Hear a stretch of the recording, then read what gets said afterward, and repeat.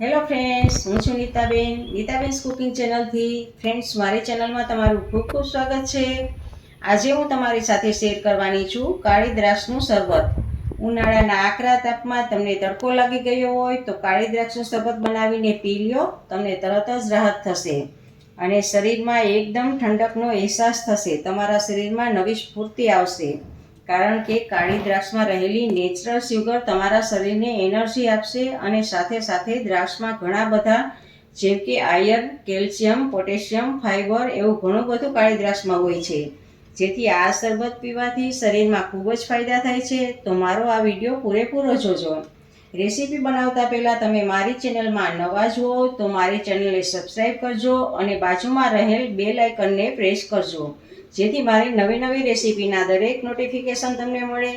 તો ચાલો હવે રેસીપી બનાવીએ. આ કાળી દ્રાક્ષ મેં લીધી છે, 100 ગ્રામ કાળી દ્રાક્ષ છે અને એને 4 કલાક મેં પાણીમાં પલાળી રાખેલી છે.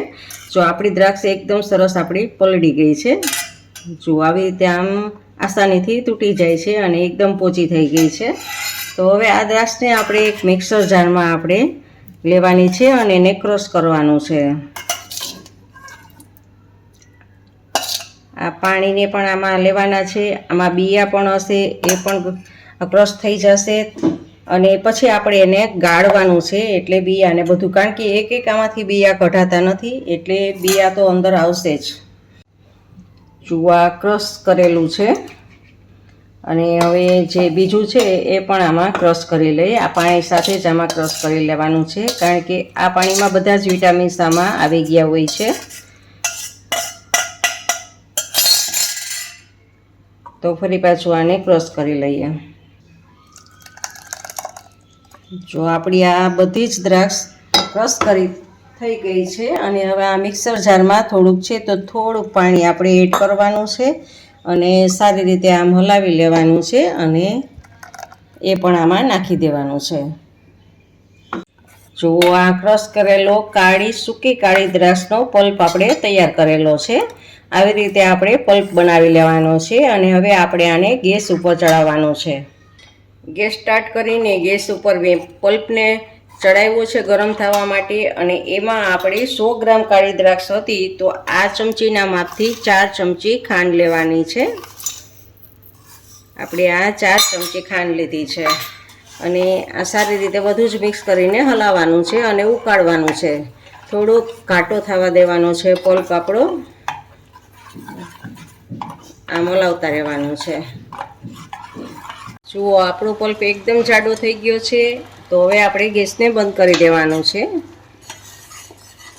તો હવે આપણે આને ગેસ ઉપરથી લઈ લેવાનું છે અને એક આ વાસણમાં એની ઉપર ગળણો રાખી અને ગાળી લેવાનું છે, જેથી કરીને છોતરા કે બિયાનો ભાગ કે જે ડીટાનો ભાગ કે જે હતો એ બધો જ ગળાઈને સરસ નીકળી જાય અને આપણો પલ્પ એકદમ સરસ સ્મૂથ થઈ જાય. આવી રીતે ચમચો ફેરવી અને નીચે સરસ આપણે પલ્પ મેળવવાનો છે.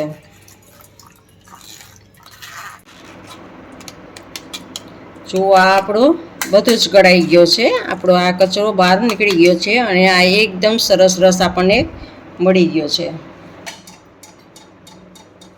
તો જુઓ આ એકદમ સરસ આપણે આ પલ્પ આપણો તૈયાર છે.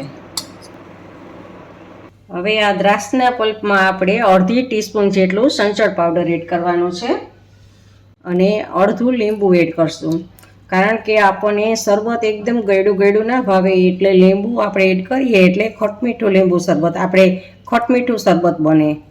કાળી દ્રાક્ષનું શરબત છે એ ખટમીઠું બનશે, ખાટું મીઠું, કારણ કે એકદમ ગળ્યું હશે તો આપણને એટલું બધું નહીં ભાવે. અને આને હવે આપણે સારી રીતે મિક્સ કરી દેવાનો, લીંબુને અને સિંધાલુને. તો હવે આપણે આ શરબત બનાવવા માટેનું કાળી દ્રાક્ષનો પલ્પ આપણો તૈયાર છે.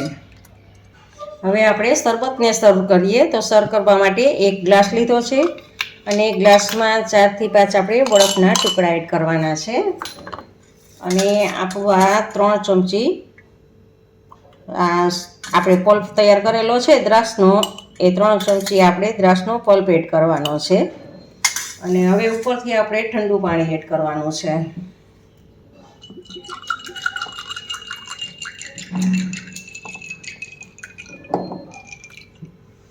અને ફરી પાછું એમાં ચમચીથી આપણે હલાવી લેવાનું છે.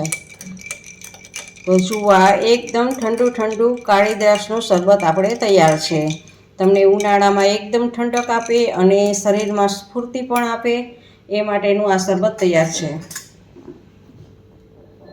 ફ્રેન્ડ્સ, તમને મારી રેસીપી પસંદ હોય તો લાઈક અને શેર કરજો અને તમને મારી રેસીપી કેવી લાગી તે કમેન્ટ બોક્સમાં કમેન્ટ કરીને જરૂરથી જણાવજો. ઇન્સ્ટાગ્રામમાં મારા પેજને ફોલો કરજો, મેં નીચે લિંક આપેલી છે. આવજો, બાય. ફરી મળીએ નવી રેસીપી સાથે.